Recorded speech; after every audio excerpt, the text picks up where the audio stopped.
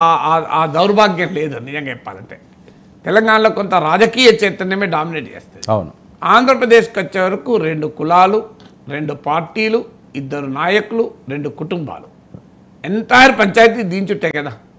అవునన్నా కాదన్నా? అవును. సో ఈ పంచాయతీ క్లియర్. వాళ్ళకి అంత ఓట్ బ్యాంక్ లేదు కదా సార్. వాళ్ళ ఓట్ బ్యాంక్తో సంబంధం లేదు. వాళ్ళప్పుడు కమ్మ ఓటర్ అంటే, రెడ్డి ఓటర్ అంటే కమ్మారెడ్డి కాదు, వాళ్ళ ఇకో సిస్టమ్ అంటారు. అంటే వాళ్ళ ఇన్ఫ్లుయెన్స్లో ఉండే ఓటింగ్. ఏ కులం ఒక్కటే ఏ నాయకుడిని ముఖ్యమంత్రి చేయడండి. చంద్రబాబు నాయుడుకు కమ్మలు ఓటేస్తేనే ముఖ్యమంత్రి అవుతాడా? ఇంపాసిబుల్. చంద్రబాబు నాయుడు కమ్మ నాయకుడు అనగలమా? అనకూడదు. జగన్మోహన్ రెడ్డి రెడ్డి నాయకుడు అనగలమా? రెడ్డి ఒక్కరు ఓటేస్తే గెలుస్తాడా? చిరంజీవిని కానీ పవన్ కళ్యాణ్ కానీ కాపు సంఘ నాయకుడు అనగలమా? కాపులు ఒక్కరే ఓట్లయితే గెలుస్తారా?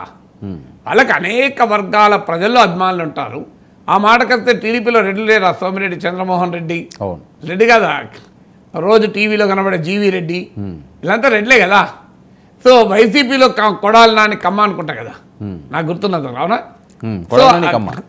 వైసీపీలో కూడా కమ్మాస్ లేరా? ఇప్పుడు కేశినేని నాని పోటీయలేదా? శ్రీకృష్ణదేవరాయ మొన్నటిదాకా ఎంపీ కదా. సో అందువల్ల అలా ఒకే కులం వాళ్ళు ఉంటారని కాదు. డామినెంట్గా మీరు ఏ సర్వే అయినా చూడండి, కమ్మాస్లో 80% టీడీపీకి ఓట్లేస్తారు. చంద్రబాబు నాయుడు పైన అసంతృప్తి ఉన్నా, ఒకవేళ చంద్రబాబు నాయుడుతో ఈ కోపం ఇప్పుడంటే లేదని అధికారం లేడు కనుక అసంతృప్తి ఉన్న స్కోప్ లేదు. ఒకవేళ ఉన్నా కూడా మా వాడని ఓటేస్తారు. సో అంటే ఆ సామాజిక వర్గం అనేది అంత పవర్ఫుల్గా ఉంటుంది. సో ఎంత పవర్ఫుల్లో మీరు దీన్ని బట్టి అర్థమవుతుంది. రెడ్లలో మీకు 70-80% వైసీపీకి వేస్తారు. సో ఆంధ్రప్రదేశ్లో ఇంత కాస్ట్ కన్సాలిడేషన్. మీరు కమ్మాస్ని అడగండి, అసలు మీకు ఒక ఎవరేది కమ్మ అందరు అట్లుంటారని అనను, ఒక 50% ఎబో. ఇక జగన్మోహన్ రెడ్డి కనబడితే సంగతి చూద్దాం అనేటట్టున్నారు. రెడ్లలో కూడా ఎంతో కొంత ఉండొచ్చు చంద్రబాబు నాయుడు పట్ల. అంత స్థాయిలో పెంచి పోషించారు. ఇదంతా ప్రజలకు నిజంగా ఉంటుందా అంటే పెంచి పోషిస్తారు. ఓవర్ పీరియడ్ ఆఫ్ టైం తమ రాజకీయ ప్రయోజనాల కొరకు రాజకీయ శక్తులు పెంచి పోషిస్తారు. ఇక ఎస్సీ ఎస్టీ మైనారిటీస్ వీళ్ళు క్లియర్గా జగన్ వెనకాల ఉన్నారు. మీకు అప్పర్ కాస్ట్ అంటే బ్రాహ్మణ్, వైశ్య, క్షత్రియ అన్నీ నేను based on pre poll survey చెప్తున్నాను. మళ్ళీ రేపు ఎలక్షన్స్లో కనుక అటు ఇటు ఉంటే మాట్లాడుకుందాం. పోస్ట్ పోల్ సర్వే ఉంటుంది అప్పుడు. సో ఇవాళ నేను ఎగ్జిట్ పోల్ ఆధారంగా మాట్లాడతలేను. ప్రీ పోల్ సర్వే ఆధారంగా బ్రాహ్మణ్ వైశ్యాస్లో మీకు 80-90% కూటమికే. ఎందుకంటే అక్కడ అప్పర్ కాస్ట్ హ్యాంగ్ ఓవర్ ఎక్కువగా ఉన్న సెక్షన్ బ్రాహ్మణ్ వైశ్య. వైసీపీ వెనకాల సామాజికంగా వెనకలబడిన అణగారిన వర్గాలు ఎక్కువ కనుక ఈ సోషల్ కాంట్రడిక్షన్ అనేది మీరు బ్రాహ్మణ్ వైశ్య రాజు క్షత్రియ ఓటర్లను కొంత టీడీపీ వెనకాల. ఇప్పుడు బీజేపీతో కలవడం వల్ల హిందుత్వ ఫ్యాక్టర్ కూడా ఎక్కువ ప్రభావం ఉంది. దేశవ్యాప్తంగానే మీకు నార్త్లో కొంత ట్రేడింగ్ కమ్యూనిటీలో కొంత వ్యతిరేకత ఉంది, కానీ ఆంధ్రప్రదేశ్లో తెలంగాణలో ఆర్య వైశ్యులు బ్రాహ్మణులు క్లియర్గా బీజేపీ వైపు ఉన్నారు. సో అనేక సర్వేలు ఇది వ్యక్తం చేయాలి. అంటే అర్థం బ్రాహ్మణులందరూ వైశ్యులందరూ ఇక బీజేపీకి గుద్దుతారని నా ఒపీనియన్ కాదు. It's a dominant trend. ఏ కులంలో కూడా అందరూ ఉంటారు, కానీ డామినెంట్ ట్రెండ్ చెప్తున్నాను. సో కమ్యూనిస్టుల బ్రాహ్మణులు లేదా బీజేపీని తీవ్రంగా వ్యతిరేకించే వాళ్ళలో చాలామంది బ్రాహ్మణులు ఉన్నారు కదా. సో అది కారణం కాదు, కానీ డామినెంట్ అని చెప్తున్నాను. సో అందువల్ల ఈ కాస్ట్ కన్సాలిడేషన్ ఇది వెరీ క్లియర్. కాపులు పవన్ కళ్యాణ్ ఫ్యాక్టర్ వల్ల కాపు యూత్ అట్లీస్ట్ కాపుల్లో ఒక సిగ్నిఫికెంట్ సెక్షన్ కూటమి వైపు ఉంటారు. అది ఎంత పర్సంటేజ్ పోతుంది అనేది ఇప్పుడు కీలకమైంది. ఒక రకంగా ఆంధ్రప్రదేశ్ ఎన్నికల ఫలితాన్ని డిఫైన్ చేసే అంశంలో కాపు ఫ్యాక్టర్ అనేది చాలా కీలకం.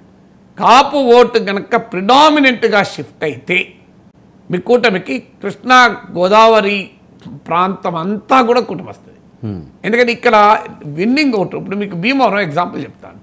భీమవరంలో టీడీపీ వైసీపీ క్యాండిడేటు 71,000 ఓట్లు వచ్చాయి. మీకు పవన్ కళ్యాణ్ సెకండ్ ప్లేస్లో 62,000 ఓట్లు వచ్చాయి 2019లో. టీడీపీ అభ్యర్థికి 50,000 పైన ఓట్లు వచ్చాయి, 54,000. సో ఈ 62, 54 కలిపి 1,16,000 ఇది కదా. సో వైసీపీ ఎంత పెంచుకున్నా ఈ గ్యాప్ చాలా ఎక్కువ ఉంటుంది. ఎందుకంటే మీకు కృష్ణా గోదావరి బెల్ట్ కాపు బెల్ట్లో జనసేన ఓటింగ్ తీసుకుంటే మీకు 10% ఎబోనే ఉంటుంది. ఇక్కడ సింగిల్ డిజిట్ ఉండదు. మీరు అదే గ్రేటర్ రాయలసీమ జిల్లాలో పోతే 2% ఉంటుంది. మీకు ఆడ బలిజా ఓటర్ ఉన్నా కూడా ఇక్కడ కాపు ఓటర్ ఐడెంటిఫై అయినంతగా బలిజా ఓటర్ ఐడెంటిఫై కంపారిటివ్లీ తక్కువ కొంత ఉన్నా. సో అందువల్ల ఈ అర్థమెటిక్ అడ్వాంటేజ్ అనేది ఆటోమేటిక్గా కూటమికి వస్తుంది. అందువల్ల కాపు ఫ్యాక్టర్ ఎంత షిఫ్ట్, అందుకే మీరు గమనించండి వైఎస్ఆర్ కాంగ్రెస్ పెద్ద ప్రయత్నం చేసింది. ముద్రగడ, హరిరామ జోగయ్య ఇవన్నీ ఫ్యాక్టర్స్ ఎందుకు చేసింది ఇందుకే. సో ఈ ఫ్యాక్టర్ ఎంత అవుతుంది. ఇకపోతే నెక్స్ట్ బీసీస్, ఇది ఒక పెద్ద సాంప్రదాయకంగా శెట్టి బలిజాస్ టీడీపీకి కొంత సపోర్ట్ బేస్. ఓకే, కానీ బీసీ ఓటర్ సాంప్రదాయకంగా టీడీపీకి ఒక రకంగా బీసీలకు రాజకీయ సాధికారికతనిచ్చిన పార్టీ టీడీపీ. మీకు చరిత్రలో చూడండి, ప్రఖ్యాత బీసీ నాయకులంతా టీడీపీలోనే ఉండేవారు. దేవేందర్ గౌడ్ నుంచి మొదలుకొని యనమల రామకృష్ణుడు ఎర్రన్నాయుడు వరకు. సో కానీ over a period of time TDP BC vote కోల్పోయింది. జగన్మోహన్ రెడ్డి కూడా తన మీరు అందుకే మీరు గమనించండి, సామాజిక న్యాయ సదస్సులు పెట్టి నేను బీసీలకు నా ఎస్సీలు, నా ఎస్టీలు, నా బీసీలు, నా మైనారిటీలు అన్నాడు.